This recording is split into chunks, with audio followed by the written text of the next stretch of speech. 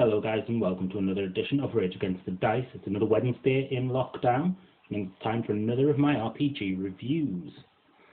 This week we're going to take a look at Fantasy Age from Green Ronin.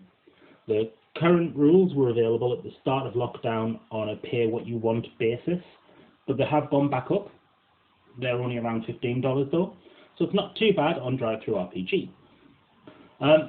The game uses the Adventure Game Engine, or AGE, system to resolve tasks. It's a proprietary system originally developed by Green Ronin for their Dragon Age RPG, and then polished up, ready to be used here. The AGE system has also been used in the Modern Age and the Expanse RPGs. A little bit about the fantasy genre, really, of RPGs. It's one of the oldest out there, harkened back to the 1970s, way before I was born. Okay, like at most 9 years before I was born, because I was born in 1979, but that's neither here nor there. Fantasy war games were adapted to be played by groups of people, each taking on a single character in the game, and thus modern role-playing was kind of invented. In 1974, Gary Gygax released Dungeons and Dragons, D&D, which he didn't really expect to be as successful as it was. It's a game that's still incredibly popular, some 56 years on, with multiple versions. We're up to D&D 5th Ed now. Countless, innumerable books and game lines from the fantasy genre, using the D20 system developed by Gygax in the original version of Dungeons and Dragons. And as I said, it's still incredibly popular now. Each game line and source book presents their own spin on the staples of fantasy roleplay and the tropes of fantasy roleplay. Where this game, Fantasy Age, breaks from the mold is that it's a toolkit game. It's a foundation for you to create your own world from, although later books in the line do provide settings to play the game in. So that's enough of the background bit. On with the review. Let's be honest, you're probably here for the review bit rather than my little history lesson. As you can see, you know, it's got a stunning piece of artwork on the front cover, which is repeated on the inside. The table of contents, well, depending on the size of the screen you're watching on, you might be able to see this or not. The book is split into 12 chapters across two sections, the player section and the GM section. Each section does have 6 chapters, so it's split evenly, and it's hyperlinked, which, as you'll know from my previous reviews, I absolutely love. It makes it so much easier in game.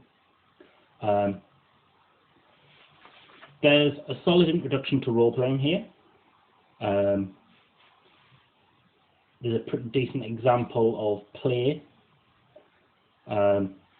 which goes into kind of showing you how the game works and how role-playing works in general. And there's little call-out boxes and graphics. So, you know, this example of play would normally be about a full page, but because the call-out boxes and formatting, it's split over 2, but it's 2 half pages. Now, if you're thinking you've heard the AGE system before, it's probably because you've heard of Will Wheaton's Titan's Grave on Geek and Sundry.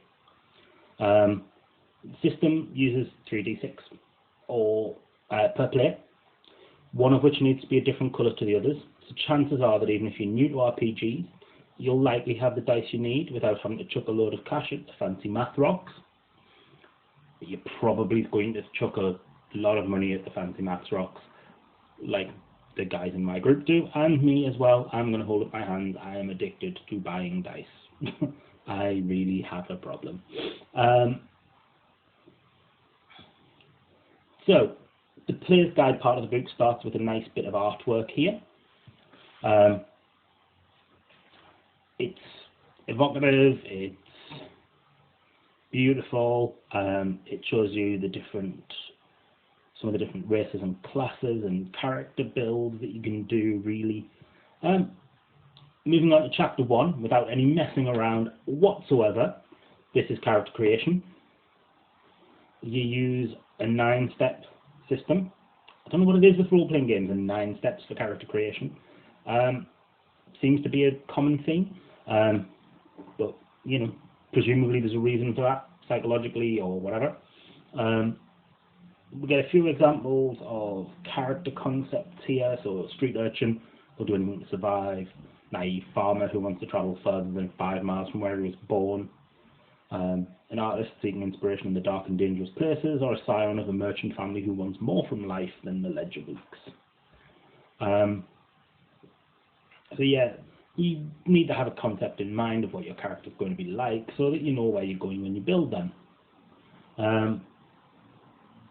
You have 2 different options of developing your 9 abilities, either rolling the range or points by. Your mind may vary on this. I personally prefer rolling the range for the ability, as I find it much more fun than having to balance the books with points by, and also I love the sound of the maths rocks hitting the table. I've got a real problem. So our 9 abilities are accuracy, which is hitting things at a distance. Communication, pretty much you know what that means. Constitution, dexterity. Fighting, which is hitting things with weapons up close. Intelligence, perception, strength, and willpower. Each one will end up rated between -2 and +4, depending on your roll, based on the conversion table that you can now see at the top of the screen. Instead of skills, we have ability focuses that add an additional +2 to ability checks in that particular field. So, for example, accuracy, you might have a focus of black powder. So if you're shooting a black powder weapon, you get +2 to the roll, in addition to whatever your ability score is. So yeah, all the focus listed here in page 10 are the focuses for the entire game. These aren't just examples, these are the specifics. So you know what they are. The game has 6 player races as well. Those considered the classic fantasy races, so we get dwarves, elves, gnomes, halflings, humans, not really fantasy without a human, and orcs. There's a little call out that explains that, well, you know, just because some people consider orcs to be evil doesn't mean they always are. They've appeared in positive lights in other games, and also within Green Ronin's own Freeport setting. So that's why orcs are a core race.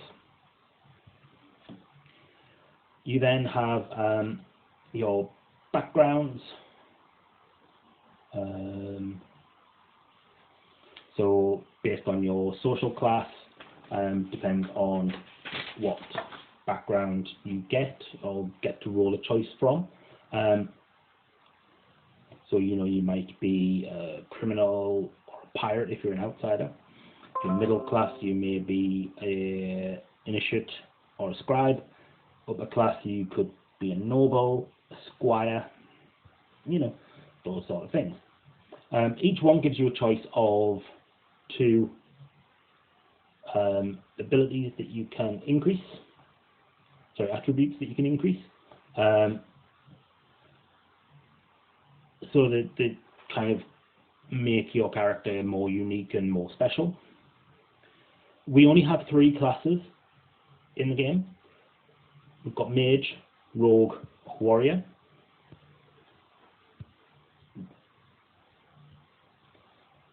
Now, as you can see, at each level, you get details of what happens to your character and what abilities and talents you gain. So each level you get to improve an ability as well as a new focus. At even levels, your choices must come from a primary ability as decided by your class. And at each odd level, it's from a secondary ability. So warrior, for example, because that's the one that's on the screen, not because I'm favouring warriors. Primary abilities are constitution, dexterity, fighting, and strength. So on even numbered levels, you would get to add +1 to your modifier, so like your kind of rating. That initially, remember we said was -2 up to +4. And this is a direct enhancement to that score, not to your dice roll. So you go much higher the more you develop. So on an even number, it has to be from either Constitution, Dexterity, Fighting, or Strength. On odd numbers, it's from any of the other 5. I think that's pretty straightforward. There's a little bit here on gaining levels and how you can do it by either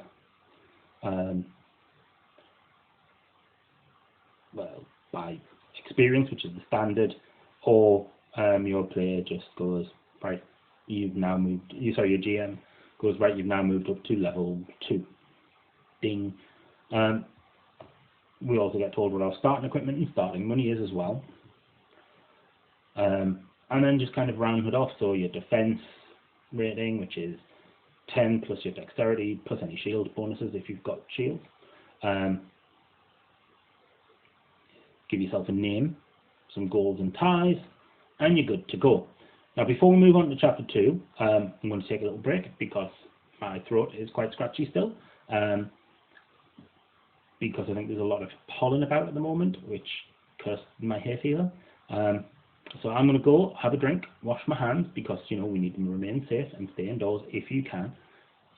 I'll be back shortly. You guys can go wander off and do whatever you need to, or you can just hang about, because for you it will literally be a second or so. Welcome back. If you took a break, I hope you were safe and washed your hands. Remember, that's what we have to do. So chapter 2 is our basic rules of the game. As I've already mentioned, to resolve tasks you roll 3d6. Add an ability score plus any focus bonuses to the roll against the target number that's set by the GM based on the standard table spread of difficulties. If you roll any double and the roll is a success, you gain stunt points.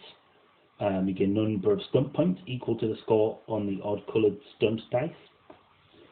These points can be used for bonuses in combat, or depending on the situation you're in, magic, spellcasting, or some others that we'll come to in a little bit. Here you can see there's the basic test difficulties. Now remember, on 3d10 the average roll should be around about 10.5. Sorry, 3d6, not 3d10, shut up Vince. Brain went a little squiffy there. So yeah, on 3d6 the average roll should be about 10.5. So we can see that routine and easy are below that level. Average, just a little bit better, because average is all the way up to nigh on impossible with a difficulty of 21. Let's be honest, as a starting character, you're going to need to roll 3d6 to get that, more than likely.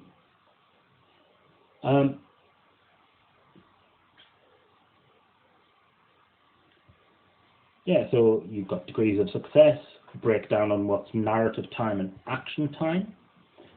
During your turn, you can take a single major action and a single minor action, or 2 minor actions. You don't have to use both actions that you can do either. And also take free actions as the GM allows. So it might be kind of shouting a warning to a friend. You don't need to use a major or minor action for that. You can just shout it. A round is considered to be 15 seconds. That's almost 2.5 times, well, it is 2.5 times the standard D&D round. So kind of 1 minute is shorter in rounds than in other fantasy games that are out there, meaning spells that take a minute to cast, there's less chance of you dying while you're trying to do it. On page 36, we get a list of the different combat stunts that you can take with their associated costs. Handy to have copies of the stunt charts on the table for your players to refer to in game, because, well, it's going to slow down your combat rounds if your players are constantly having to read the list and go, oh, well, I've got 4 stunt points, so well, I could do a mighty blow and then a disarm, or I could knock them prone, but then I might want to do a stay away instead. But let's be honest, your players are eventually going to get the hang of it and will choose a few that they prefer to do rather than kind of studying the table every single time. We tend to use lightning attack or mighty blow or lethal blow quite a lot of the time, so you get to know them. Rules for grenades. Who doesn't like a grenade? Because, you know, throwing things and making them explode, always fun. Rules for mounts and combat. I mean, look how badass that horse is. You wouldn't want to mess with that boy. Minor and major actions if you are mounted. Health and healing. And that rounds out chapter 2. So there's actually quite a lot of information packed into a relatively short amount of time there. Chapter 3 is revisiting ability focuses. Gives a description of each focus so that you understand what they're for. We also get talents and specializations in here. So talents are areas of natural expertise or natural aptitude or special training that the characters had. There's 3 levels of each talent: novice, journeyman and master. Talents might be class specific or available to all classes, and they may have requirements such as minimum ability scores, but they're all listed in each of their own entries. You also get a description of it and then what you gain at each level. So let's look at alchemy because it's on the screen. So alchemy is available to mages, rogues and warriors, so any of your 3 classes. Your requirements are you must have an intelligence of 2 or higher. And the description, you know how to create grenades using alchemical formulas. These vials are not magic, though some may treat them that way. If you have the ingredients, you can make a vial in an hour. See the grenade section in chapter 4, equipment, for details on the vials you can make with this talent. Novice, you know the basics of alchemy. You can make blast vials and thunder vials. Journeyman, so once you've got a little bit more experience with it, you're at home in a laboratory. That was a really weird pronunciation of the word laboratory. I really don't like that word. It's difficult to say. Let's just go with lab. So you know the basics. You're at home in a lab. You can make fire vials and ice vials on top of your blast and thunder. And then master, your alchemical knowledge is vast. You can make acid vials and lightning vials. Because, you know, if you can't destroy it with lightning, melt it with acid. Then if we compare that to, for example, armor training, which is a warrior specific, has no requirements other than the fact that you must be a warrior.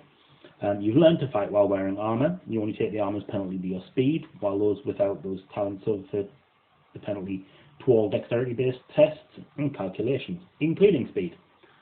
So novice, you can wear leather and mail without suffering a penalty to dexterity. Journeyman, you can wear plate armor without suffering the penalty to dexterity. Or at master, you can get the most out of your armor. You gain the benefit of half the armor rating rounded down of your armor when you take penetrating damage. Normally you wouldn't take any. You wouldn't get any armor benefit against penetrating damage. So you see how they work. They're all pretty much following that same format of levels, slight description. Intrigue is just a very short 1 sentence. You're a master of secrets. I love that. Straight to the point. Some of the descriptions are a bit better than others. Some of them make me chuckle, and they shouldn't. But I think that might just be the way my brain's working. Cabin fever starting to set in, maybe. Specializations start on page 47. They're essentially focused versions of your class. You take your first level of a specialization when you reach level 4, second level at 6, and become a master at level 8.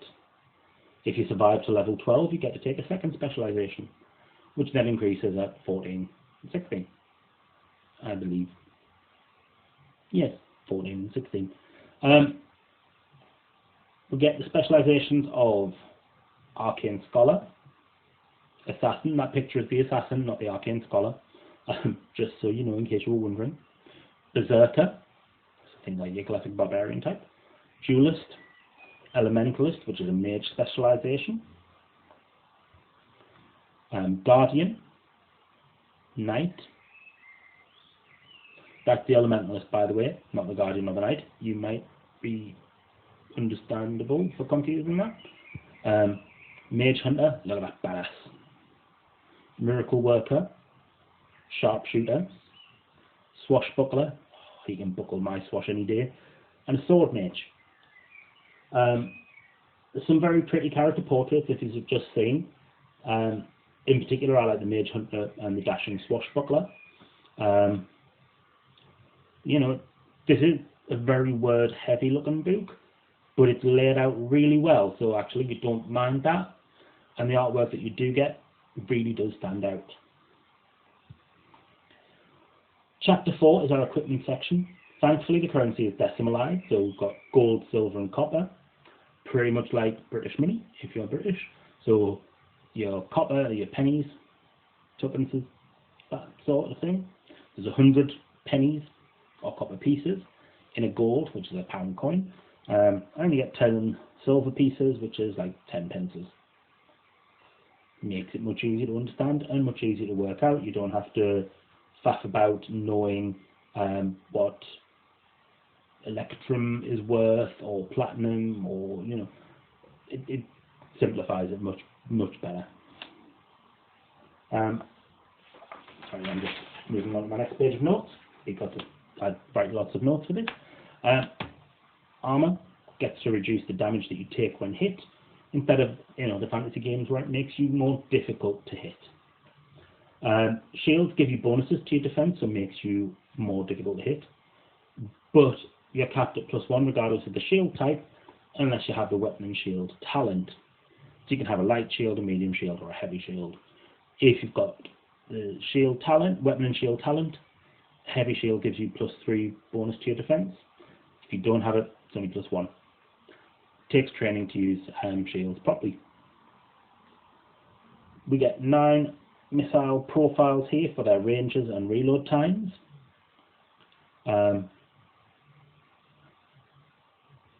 Yeah, pretty much straightforward. And then we get 12 weapon groups in a single table, which has quite a range of different weapons, from battle axes, throwing axes, through mauls and crossbows, glaives, spears, clubs, rapiers, etc., etc. We've got a nice picture here of a variety of different weapons, so that anyone who's not overly familiar with what they look like can get a good idea. It's nice. I like it. Pretty much explains them straightforward. Nice. Again, back to grenades, the damage that they do. So your acid vial, remember that top level does 3d6 damage, but also will have, there it is. On impact, this grenade sprays acid in all directions. Any target wearing armor must reduce its armor rating by 1 before the damage is calculated. And hits from multiple acid vials can continue to degrade it. Armor remains damaged until repaired with a target number 11 strength smithing test for metal armor, or a dexterity crafting for leather armor. Thunder vial, remember, that was one that you could do at the very start. Does 1d6 damage. But it creates a thunderous boom and great concussive force. Targets must make a successful target number 13 dexterity acrobatics test or be knocked prone. So each of those are going to be useful if you're going down the alchemist route. Or even if you can just buy them. They're not expensive. 30 pence for a thunder vial, or silver pieces. An acid vial is 80 pence. So not even a gold. Like, how cheap is that? Awesome. We get gear descriptions for travelling and adventuring. Quite a few different options there. Plus each one has their own description so that you know what they're doing, any special rules that's relevant to them.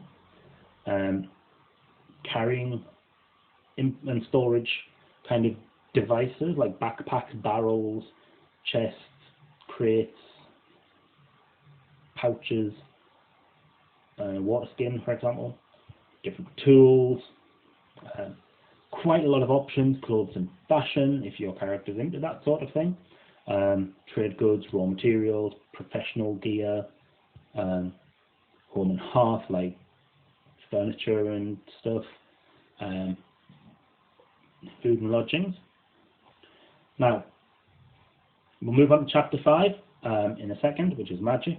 But I'm going to take another drink because I can feel my throat drying out again. We'll be back. Welcome back. We're up to chapter 5, which is our magic chapter. Magic split into 12 arcana, different kind of fields, and a mage character who starts off as a novice as a novice with 2 of these 12 arcana. Some may be more useful than others. Your mind may vary on what use you get out of them and the options you take. But with 12 to choose from, there's a great deal of variety to be had. You can choose between air, divination, earth, fate, fire, healing, heroic, lightning, power, shadow, water, and wood. Each arcana has 4 spells associated with it. Let's move on so that we can have a look at one. So here's one on the full page, so we'll go with divination because it was the first one I came to. That's on a full page. So each arcana has 4 spells associated with it. You learn the first 2 spells as a novice, the third when you become a journeyman, plus a focus in that arcana, making it easy to cast them. And then when you become a master, you get your last spell, which is usually the most powerful, and also you get to choose one of the spell stunts that you can perform for -1 stunt point when stunting with that arcana. Now, the artwork in this chapter is great, and I do like it, but for some reason I just absolutely adore the arcana symbols. They really stand out to me. I mean, look at Earth Arcana. It looks like an angry little face. Bless it. Each spell is broken down into the requirements to be able to cast it, so what level of that arcana you must have. The spell type, so the utility, is it an attack, those sort of things. Casting time, how long it takes to cast it. Remember we said a round was 15 seconds, so if your spell takes a minute, like Blood Mark in Divination does, you have to spend 4 rounds. Now, in the middle of battle, that's going to be difficult because you're going to be getting attacked. You've got a target number, so what you need on the roll, and the test is what your opponent or the target of the spell tests against to see if it's successful or not, or to see if they resist it. Yeah, I mean, look at that awesome bit of magic there. Fate Witch, great, lovely. But as I said, I just love those little arcana symbols. There's also, you can buy separately a magic deck which has the spell cards in, if you prefer to do it that way rather than having to write them all down on a character sheet, or have the pages ready so that you can look at them. So all in all, 12 arcana, 4 spells each, that's 48 spell options, and they all do a variety of different things. So for example, with Wood Arcana here, you've got Forest Blend and Regrowth at novice, which Forest Blend makes you more difficult to find because you're concealed by the spell. Regrowth causes a piece of dead wood to return to life, sprouting branches, roots, and even leaves. So if you do it on a piece of furniture, door, or chest, or weapons, or shields, it makes them unusable. Used on a seed, it can mature into a hearty sapling in an instant, while a mature tree enjoys a year's growth, immediately giving forth fruit or seeds as appropriate. So you're hungry, you've got this tree, but it's not the right time for it to be harvested, but you're starving. Boop. There you go, you've now got yourself a full harvest of fruit from the tree. Or the back door, your rogue's been able to pick the locks. Do you know what? Regrowth on it, twist it, snap the door open, get through. No problem. Chapter 6, the last chapter of the play section, is all about the stunts. These are the unique factor in the age system. Chapter 2 showed us the combat stunts. Chapter 5 was the spellcasting stunts. And this chapter introduces exploration and role-playing stunts. It's only 4 pages long, one of which is dedicated to the stunt charts. So it's not a massive read. It's mostly about how stunts work and how you can apply them in role-playing and exploration settings. But those are the stunts there. My personal favourite has to be Flirt, the 4-point role-playing stunt. It saw so much use in the Dragon Age game that we played. It was just so funny. One of the players flirted with a boat and many a horse throughout the campaign. It was silly, but it was great fun. Yeah, that's your stunts. Example of how they work, some notes on the tests and restrictions, and that's the end of the play section. 80 pages of the book, less if you take out the contents page and the introduction. So not a massive amount for them to read. 81 pages in, and we're going to move on to the Games Master Guide now. I'm going to take another break, and I really need to go to the toilet because all of that drinking to a wet mouth road makes me want to. Welcome back. I hope you washed your hands. I certainly did. And remember to stay indoors. Don't mention the event. So we're 81 pages into the book, like I said, and we're on the Games Master's Guide. We start off with the standard chapter on being a GM, what your job is, preparing the adventures, adjudicating the rules, etc., etc. Nice little call out there on what Fantasy Age is in a nutshell. How to create adventures, grand finales, the wrap up. Now, as an experienced GM, you might be forgiven for wanting to skip this chapter, but there's some handy takeaways from it that you can use for other games too. So please do give it a read. I particularly like the initiative cards idea, where you've got like your 3x5 index cards for each character, including the NPCs that are going to be used, or adversaries, in a scene. And then you can order them into the initiative section, into the initiative order, and then once a player or NPCs had their go, move it to the back and just cycle through that way. It also does have basic character information, sort of stuff that you're going to need during that character's turn, defensive information, so their defense and health.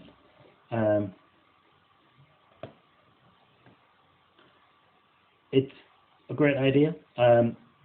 I love it. A campaign journal. We had in the Dragon Age book, the Fantasy Age book, we had 2 books. One which was a book of facts as we developed the setting. The other was a book of what one of the players perceived to be facts. These were not always true. But campaign journals are great fun. They're a great tool to use. So yeah, have a read through. This section is really quite useful. Normally I do just kind of go, standard GM section, move on. But on this one I do like it. I mean, looking at artwork there, you just know someone's going to go down there. It's not going to be good. We also have a nice bit about problem player types. So, like your character thespian, your hack and slasher, your rules lawyer, oh God, rules lawyers, and your wallflower. I mean, we've had experience of them all, let's be honest. If you're an experienced role player, you'll have experienced at least one of these, if not all of these, in your games over the years. If you haven't, you're probably the problem. And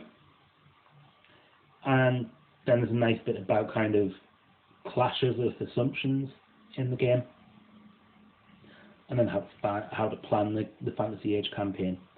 I mean, that artwork there is just gorgeous. Just absolutely Egyptian as well, which really appeals to me. But yeah, some great advice in here. GM's do's and don'ts as well. Don't do what I do and just ignore most of it. But a lot of it is useful. So do plan ahead. Do describe things. Do challenge your players. Do be flexible and do focus on the characters. Don't make it all about fighting. It gets dull very quickly. Don't argue. You're the referee. You're not there to argue. what you say goes. Don't be mean.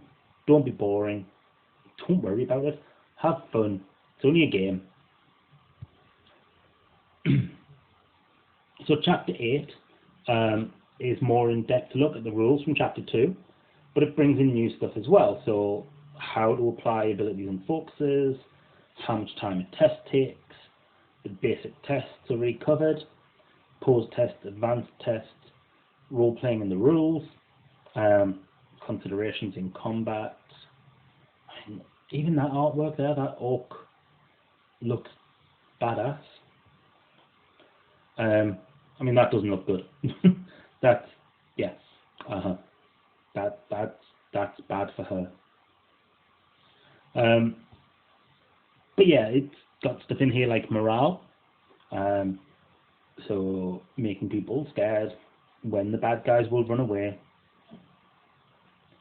Handling hazards, so what type of hazard there could be, and the damage that a hazard would do, so whether it's minor, moderate, major, arduous, harrowing, or murderous, and if it's got any special effects. It doesn't actually give you a list of, well, sorry, it does give you a list of hazards here. 3, burning in, pit trap, or the rushing river. Chapter 9 is 12 pages of adversarial goodness. First 2 pages explain how to use them. We then get around 14 adversaries of various levels, from bandits and dragons to ogres and the walking dead. And the chapter finishes off with a list of special powers for your adversaries to have. They're presented in threat levels, so minor, moderate, major, dire or legendary.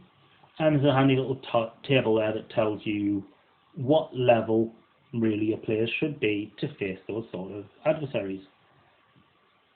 You know, a legendary dragon is not suitable for level 4 characters. There's rules on how to beef up an adversary. So, you know, your basic bandit might not be very good to face against a level 4 character compared to when they were level 1. So you can there's ways to beef them up by making them elite, heroic or epic. You do that by adding points to abilities, increase their health, and give them a novice and a new talent or add degree to an existing one to beef them up. Each one, let's have a look at the demon soldier here, who's a moderate threat. So moderate, as we remember from our table, is for levels 5 to 8. Demon soldiers could also be called fiends, infernals, or devils. So you don't have to go, oh, it's a demon soldier. You could say, standing before you is a great horned devil, bloodied claws, cloven hooves, a giant pair of ram's horns curling from its skull-like face.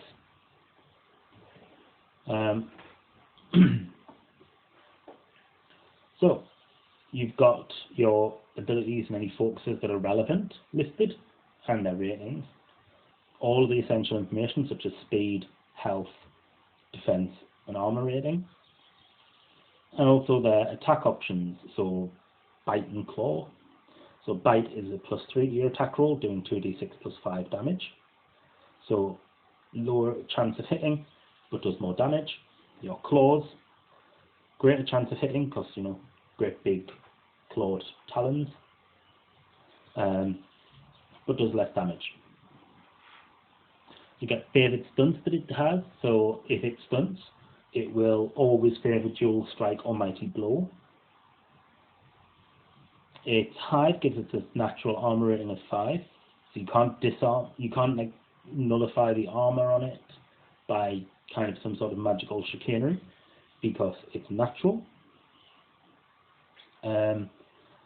Dark vision, so they can see perfectly in total darkness, and it can make a bite and claw attack with a single attack action. Each attack check is rolled separately and can generate stun points. So it's a nasty little piece of work. Let's have a look at, not the dragon, have a look at Goblin here. Threats on mod. Oh, that's a golem. So the Goblin, also known as goblin or gremlins. Small and quick, with an oft-deserved reputation for cunning and cruelty. Most dangerous in large numbers when they possess the element of surprise. They favour trap, sabotage and stealth to direct conflict wherever possible. A little bit more information there. Again, you've got your standard layout for your abilities and focuses. As you can see, goblins are good at brawling, bows, light blades and thrown weapons. They're also good at stealth. Their speed is 14, their health is 15, defense is 14, with an armor rating of 3. Got a short sword and a throwing spear, equally good with each. Throwing spear does a little bit more damage. Their favourite stunts would be lightning attack or skirmish. They have dark vision, so they can see in the dark as if it was daylight. If it's attacking with at least 3 other goblins, they may perform stunts for 1 less stun point than normal. And it's got light leather armour, throwing spear and a short sword, if you wanted to loot it once you've killed it. So yeah, sorry about that. Each of them are set out the same sort of way.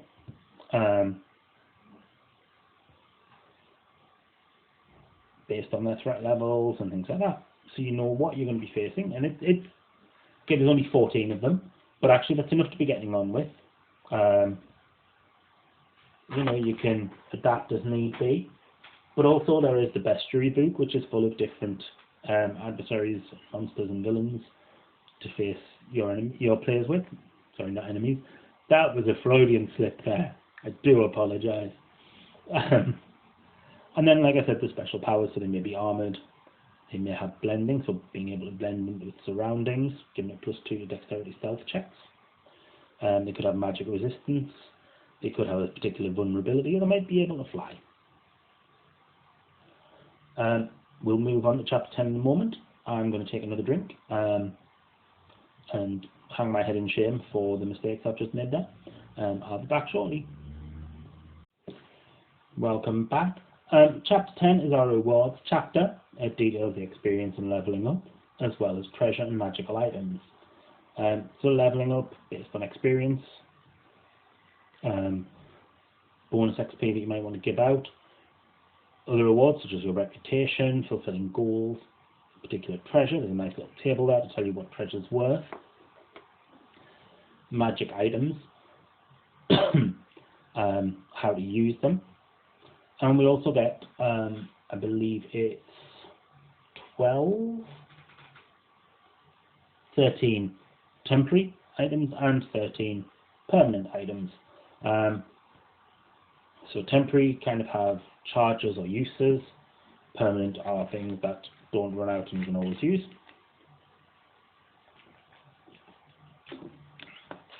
My favourites are Arcane Tent, which is a small crystal orb that you plant firmly on the ground and activate. Provides light and warmth equivalent to a campfire, although itself is safe to touch and doesn't burn. Forms an invisible dome 10 feet high and 10 feet wide. Sorry, 10 feet in radius, so 20 feet wide. That keeps out any precipitation, wind, small insects and other vermin. It also makes the light from the crystal invisible to anyone standing outside of it, and provides shade to those within, although they can see out through the dome. And lastly, the light of the crystal pulsates for 5 seconds if any creature larger than a cat comes within 50 feet of the dome. Great alarm system. It's got 30 uses for up to 8 hours each time before the magic is exhausted. It can be dismissed back to the crystal with an activate action whenever you want. It's just great. War Paint gives you a +1 bonus to armor rating with no additional armor penalty. Lasts until the war paint is washed off, usually the length of a single battle, although careful preservation could allow it to last longer. And out of the permanent ones, I like the Shadow Cloak. Magically woven of silk and shadow, the dark cloak grants its wearer a +2 bonus on dexterity stealth tests while it's worn with the hood thrown up. That just makes me think of the Dungeons and Dragons cartoon with I don't know, I can't remember her name off the top of my head, but when she put her hood up, she turned invisible. If anyone can remember the name, leave it in the comments for me, please. That would be useful, because I can't be able to Google it. Okay. Chapter 11 talks about campaign settings. As I said, this book is a game system primarily. So the six-page chapter is all about how to fit a setting onto the rules. The main bulk of the chapter is in building your own setting by either adapting a fictional world or by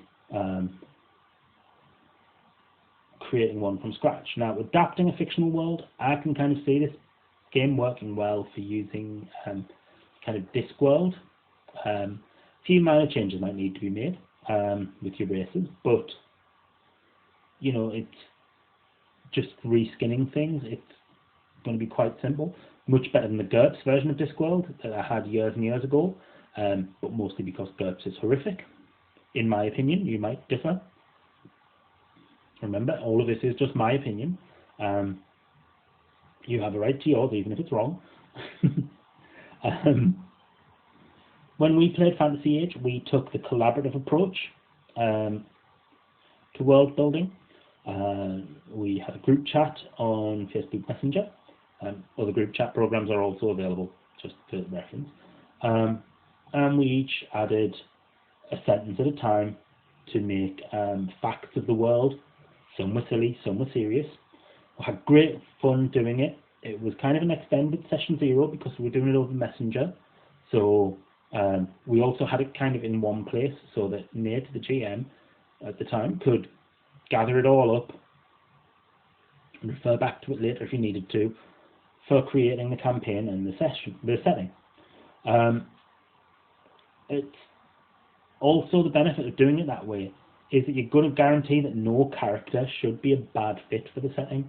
If your players are invested in creating that setting, their characters will fit into it. There's some good rules for world building here. Steal from the best. Be novel, but don't be novel for its own sake. Be fair and consistent. Don't overpopulate it. Save your hits, so if there's something that people like, keep using them.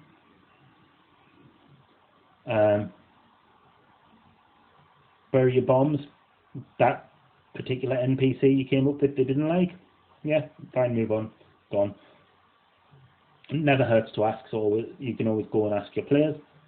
Recycling is good for your environment.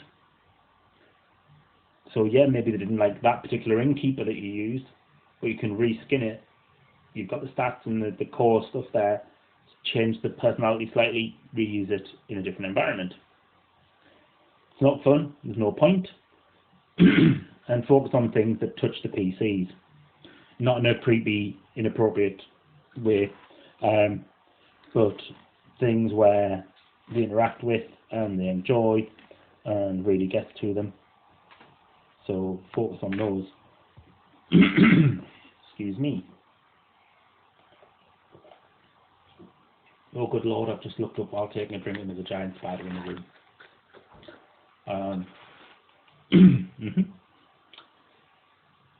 Oh, the three of them. Nice. So, chapter 12 has self-contained setting, High Falls Swale. It's got the history of the swale, brief though it is, different key locations, nice map. The people of High Falls Swale, so how the races all fit in. And then we've got our sample adventure, Choosing Night. It's set in High Falls Swale, so pretty much everything you need other than player characters to just pick up and go is here in this chapter. I'm not going to focus on that because, well, I don't want to spoil it for you if you're going to play in it, or if your GM's going to steal shamelessly from it and rehash it. So what we're going to do is we're going to scoot all the way back to the front page. The book finishes off with a short glossary and a decent index, always handy to have, although with the hyperlinked contents page, the index is less useful, but it's still there. And also you get a sample character sheet, like blank character sheet at the end, which you get with pretty much every role-playing game ever. So overall, it's a basic rule set, but it's one of my favourites. It's simple enough that even Alan can play, covers most of the basic fantasy tropes, and can have as much depth as you and your players want to put into it. It is a very text-heavy book, but it's well-spaced, and because of that, it's easy to read. It's well separated as well, where it needs to be. So, you know, it's not clustered like other books that we've reviewed, well, another book that we've reviewed, despite being as word-heavy, if not more so. And what artwork there is in the book is very pretty, inspiring and eye-catching.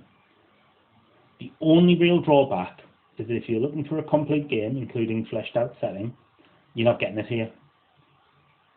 Plain and simple, this has not got a fully fleshed out campaign setting. It's got a brief overview of one, but that's it. But this is countered by Green Running releasing Titan's Grave, The Ashes of Volcana, which is a science fantasy setting, an adventure book, based on Will Wheaton's Critical Role program. There's also The Bestiary, I've mentioned, a companion book that opens up new options like necromancers and steampunk campaigns. And there's also Campaign Builder's Guide, available in PDF at the moment, with hardcover on the way. And the system's used by Green Running in a number of different settings, such as Dragon Age, Blue Rose, Modern Age, and The Expanse. Now, hopefully, I will be reviewing each of those at some point. Maybe not Dragon Age, because I don't know a lot about Dragon Age as a setting. I've never played the games, only played in a role-playing game where I kind of ham-fisted my way through it. But I definitely want to review Blue Rose, Modern Age, and The Expanse at some point, so there'll be ones for further down the line. For $15, it's good. Use it. While this is one of my favourite basic fantasy rule sets, Modern Age is absolutely my go-to favourite modern game system and game book to use. Just plain and simple. It's not complicated. Like I said, Alan can work it. Even Alan can't get confused by throwing 3d6. He may have to take a little while counting up the little dots, but other than that, he's fine. It's well worth spending $15 on. The quick start is free if you want to have a try of a quick start. But yeah, like, give it a go. What have you got to lose other than $15 and a little bit of time? And time's something you've got an abundance of at the moment under this lockdown. So yeah, absolutely love this game. If you've played it or read it, please leave your comments below. Let us know what you think. Remember to like and subscribe. We only keep on producing the content we do because you guys like it. If there's something you don't like, let us know. If there's something you do like, let us know. We can try and do more of what you do like and less of what you don't. I'm not guaranteeing we'll get rid of what you don't like altogether, because there might be some people who do like it. But actually, that's pretty much it for my review. I hope you've enjoyed it. Once again, like, subscribe, leave some comments. It fuels my ego, because I do need that. Especially with that spider looking at me from up above, making me feel a little bit scared. All that's left for me to say, though, is pray to the dice gods and smile upon you. Bye, guys.